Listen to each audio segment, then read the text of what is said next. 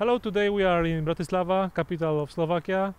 You can notice the spectacular view behind us. There is a castle, fantastic castle in the background. And my guest is Juraj Hrbaty, founder and CEO of Finaxa, startup and fintech solutions from Slovakia, but he will take more about it.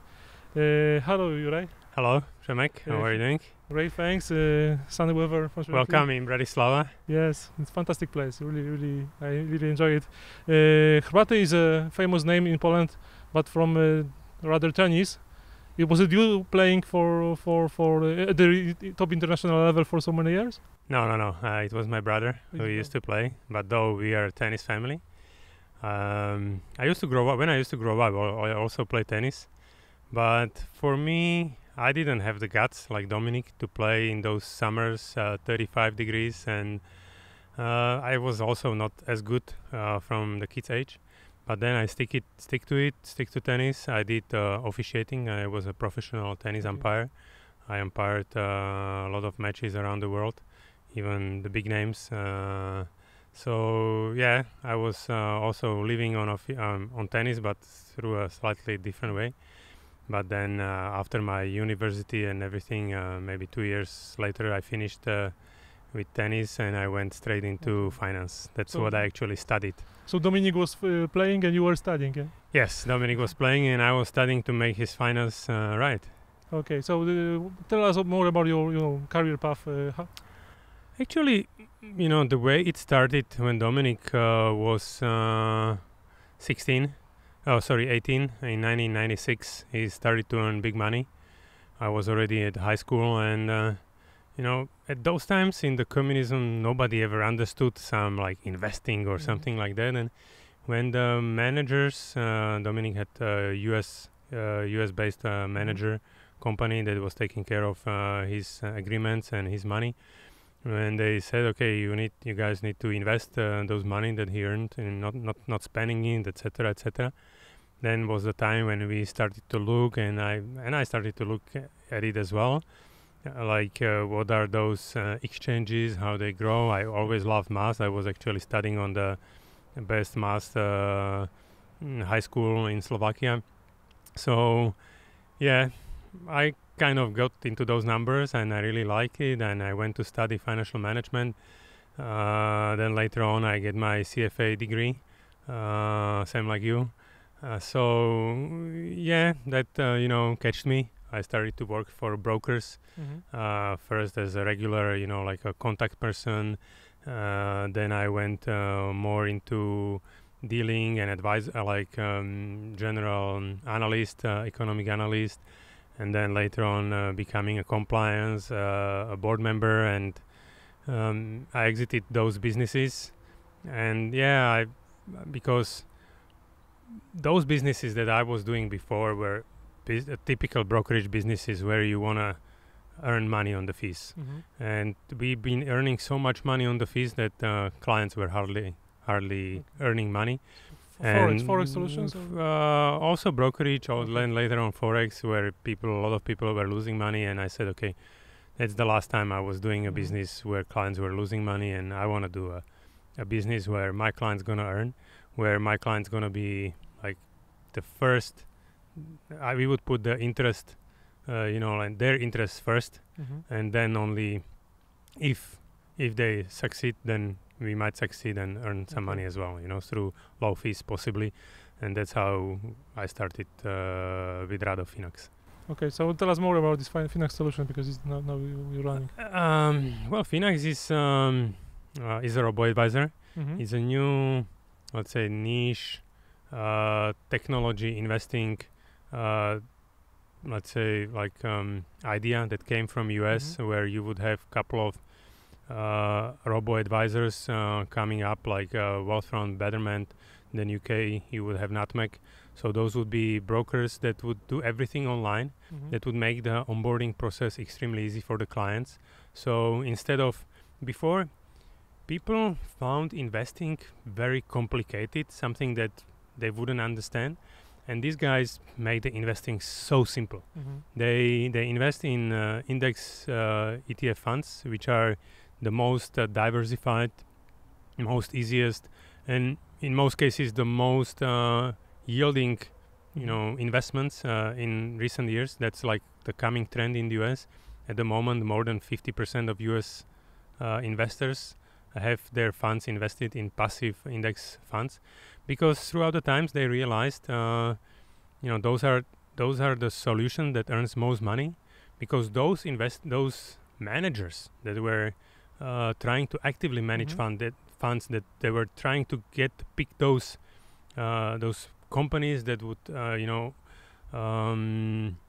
they would beat the market. At the end, through some Spiva studies and many other studies, we found out that in Europe, 98% of actively managed funds are not outperforming the market. So why would you have a manager?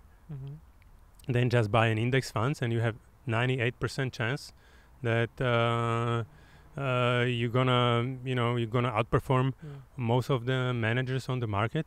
And that's what we do. Our algorithms are building portfolios through those index ETF funds to suit your goals, suit your risk profile, and trying to teach you a lot about investing, a lot about how to take care of your personal finance, how to get your wallet or your wealth bigger and bigger. And that's why people love our service, and that's why we've been able to get more than 10,000 customers in less than 2.5 years. And in Poland, what's your plan for Poland? Well, in Poland currently we have around almost 1,500 customers. So we are growing a lot since we started only 1 year ago. Or less than 1 year ago. I think this is a great result, and we're starting to get quite a good traction in Poland. And have you noticed any differences between Polish market, Slovak market, and Polish investors and Slovak investors?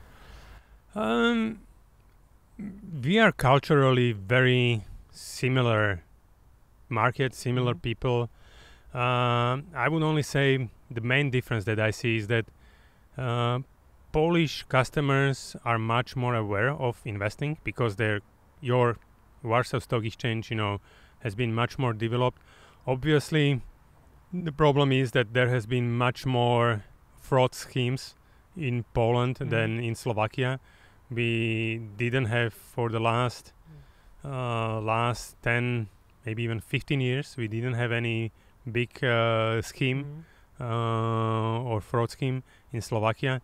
So at this moment, people are a little less scared investing in Slovakia, but they are not so aware. So I would say Polish people are much more aware. They are a little bit more taking care. They are, let's say, more experienced doing and shopping online, which is great opportunity for us. They are trying to get cheaper solutions. That's as well very good for us, because most of the mutual funds in Poland, what we discovered, are extremely high. You guys have highest mutual funds average fees in Europe, and having a 40 million market, that's I don't get it. Having such a big competition, why would you have such high fees? That's for me something extremely interesting. So it's you who want to disrupt this market. Yes. Okay. We want to disrupt the market. We want to come and we want to make a big dig into Polish market. Okay, great. And how do you make money as a company, Finaxa? Basically, so as I said, we are creating portfolios out of index ETF funds.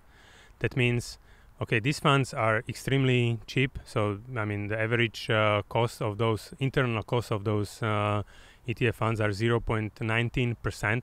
So, which is 25 times or even 30 times, 12 times lower than average fund fee in Poland. But we put a management fee on top of it.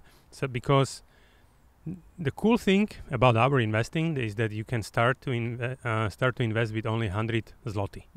So basically, if you go to a broker, and you give him 100 zloty, he will laugh in your face that what do you want here? I mean, like, because just to buy one single ETF stock would cost you between 50 to 250 euros, which is, like almost 1,000 Polish zloty. But since we are able to buy for clients fractional shares, that like 0 up to 0.001 per piece of a share on the market, we are able to, even with a 100 Polish zloty investment a month, we are able to build for you a very diversified portfolios out of 10 index ETF funds. And we put on top that everything is taken care of automatically, like all your investments are all your deposits are invested automatically, we rebalance automatically. In most of the countries, we also tax optimize those portfolios automatically. So we take a 1% fee for the management of those funds. And how does it, because rebalancing is also important part of this solution, how does it work in practice? I mean, how did it transfer into the portfolio value? We found out a special algorithm, our own know-how algorithm, that when we counted and backtested all the data, we found out that our way of rebalancing adds to the value around 0.47% on comparing if your portfolio won't be rebalanced, which is a great add-on. And we will have this also inspected by Michal Szafranski, the number one Central European blogger, who we share the data with, and hopefully he's gonna confirm soon that yes, our rebalancing is doing. And the way we do it, so we look on each individual ETF that you have in the portfolio, and if we see the drift from the optimal allocation, that means like the difference between actual and optimal allocation is big, we rebalance your portfolio and keep you all the time at the same risk we agreed with you at the beginning. Because the problem is the exchanges are moving, sometimes the equity ETFs are up, sometimes they are down, and the risk of total balance of your portfolio is changing, and sometimes it needs to be adjusted, so we keep your risk at the same level to protect you. Plus it's a perfect advantage that it gives you an extra gain of almost 0.5%. Okay, so this year we are after the huge market collapse in March, so what was your algorithm reaction to this, and what was the client's reaction to this market collapse? Basically, it was, since we are investing a lot of time into client education, we didn't have almost any withdrawals. That's first great.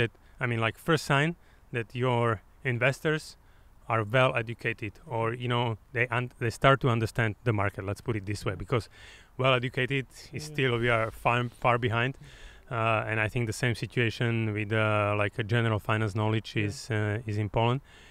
But so that was the first good sign. Second good sign was that we have the highest ever deposits, monthly deposits in March and April. So a lot of people use the situation in their favor and bought the stocks on very favorable prices. But I remember our rebalancing, I have to say, worked very, very well, because 44% of the accounts has been rebalanced at the very bottom of the COVID crisis. So actually we did rebalancing was 18th of March, and I think the low of the market was 19th. So 44% of the accounts has been rebalanced at that time. And when we measured the effect of the rebalancing for those clients who have their accounts rebalanced, they earn almost 1.3%, like actually a little more than 1.3% on average through rebalancing. Okay. So that was really cool. Okay. You know, when I was a kid, one of the most popular TV series on the Polish TV was Janosik. Although I was quite sure for many years that he's Polish. No, it's our hero. Okay, it's your hero. Slovak hero. Slovak hero, and now the Robinhood mobile application is really a huge success on the Western countries for youngsters investing money. So you see yourself and your company rather as a Janosik or the Robinhood? Oh, we definitely see ourselves as Janosik because that's a local hero. Obviously, he was also going in Poland. I mean, so that's why Janosik is to make some money there. Yeah, to make some money there. So that's why we are also entering the Polish market. No, but seriously, one of the reasons we went into this business was that we were really frustrated with the situation that so many investing solutions you have here, but most of them they were ripping off clients with fees. Yeah. And that's why we said, okay, we need to change this. I mean, even if it's gonna take us maybe 4 or 5 years to get into profit, let's sustain that. And let's make a great solution for the clients that where they would be happy, where they could earn decent profit for their money with very low risk, very low risk. So to get your risk adjusted return as high as possible, to put it this way. And we want to be those Janosiks or those Robin Hoods basically in field of investing, that we want to really protect the consumer. That's also what we do through all those blogs and articles that we write. That's why we do all those podcasts, that we try to teach clients how to spend their money, where to be careful about, where to not put their money in danger. And this is what we want to do, and I believe that in long terms this is gonna bring us a lot of happy clients that will believe finally that yes, investing is a very good thing. Okay, so the final questions I always ask to my guest: what's your prediction for the market for this year and the next years? Actually, we are doing long-term passive investing. I don't have a miracle ball where I can say, okay, it's gonna be this or it's gonna be that. If you do long-term passive investing, you shouldn't be taking care of local dips or local highs. If you invest every single month, you would catch all those dips, you would catch all those highs, all those tops. And obviously, if you are let's say skilled enough, if there is a big drop, you would invest some extra money on top of it. That's for me the top solution an investor can do in long-term investing. And actually long-term investing is what we are good at. So this is how your strategy with investing should be. Don't look at your investments at all, but if you invest every month, and if you spot a big drop, invest more. So simple as that. And you can sleep really well at night. Yeah? Exactly. Yeah, exactly. Any day, any night. So it was the first time I've taken interview with Janosik. It's your decision whether to pick passive investing. It's your decision whether to pick Finaxa solutions as your investment solutions. But you definitely have to come to visit Bratislava. It's not your solution, your choice. It's a must. So thanks a lot, Juraj. It was a pleasure. Yes. Thank you. Thanks. Bye-bye. Thanks.